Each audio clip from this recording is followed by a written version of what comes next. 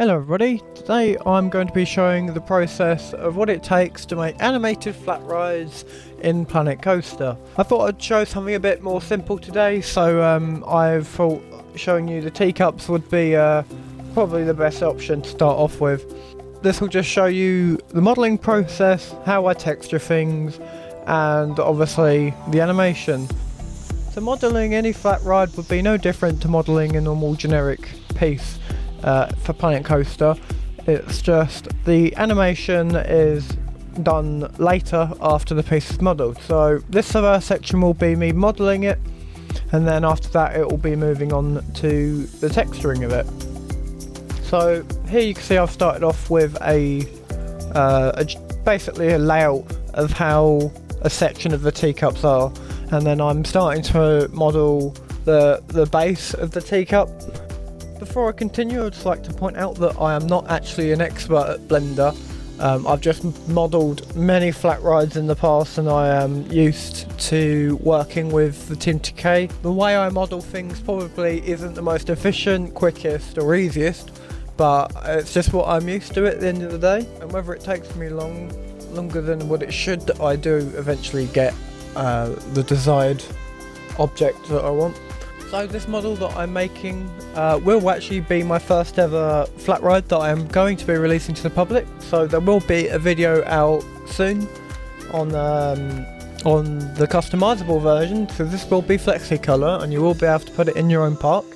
But yeah, there will be a video on that soon, how you can change colour of it and how you set it up, essentially. So stay tuned for that one. Since this video is more showing the process of what it takes to make these flat rides, I'm not actually going to be talking you through what I'm doing, so if you want a bit more information on that, I'd suggest checking out my video of where I model a claw machine. That goes a bit more in detail about how things are modelled. So I'm going to shut up now and just let you watch me model the piece, and then when we move on to texturing, I'll explain a bit more then.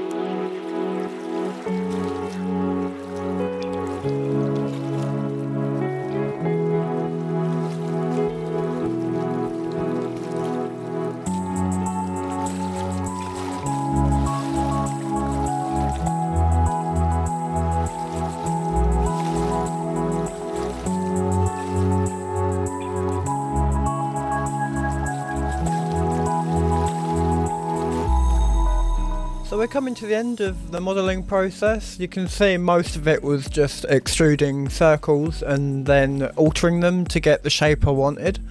So it's not too difficult, it's just a bit tedious. But now we're going to be moving on to texturing. So essentially what I've done here is I've taken a picture of an aerial view of my model, and then I'm using that to get the positioning of the texture correct. So most Mack teacups, or what I'm making here, they have a swirling pattern on the bottom if it's one of the more generic models. So that's what I'm making here, and I've used the aerial view here to make sure that I've got all of them lined up so that when I go to import it into Blender, everything won't be out of place. So just like Blender, I'm just using shapes and moving them about, and also using them to cut out other shapes. So you can see here I'm using a circle, offsetting it, and then deleting that out of the other one, so I've got the shape that goes around the cups. And now I'm using that shape to essentially create the bit that goes in between those, so there's no empty space. So it comes to a point, and the way I do it probably isn't the best. So I've basically just imported a square and then warped that so it somewhat has the shape of the curve, but as you can see here it's not working out too well.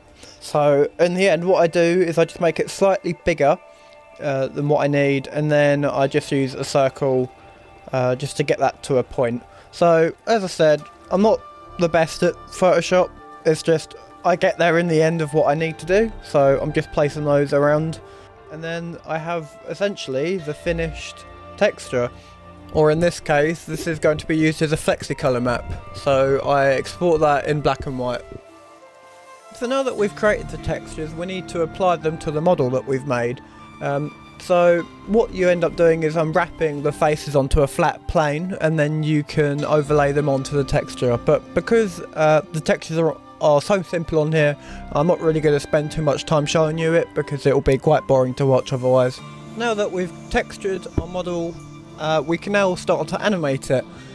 So because these are teacups, they're actually quite easy to do. So in Blender you have bones, and those are the things that are actually going to be controlling your model.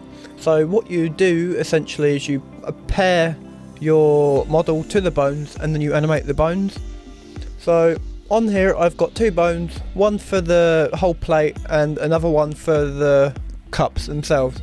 So what you do then is you set keyframes between 2 points, and the bone will move from one keyframe to the other for whatever values you set them to.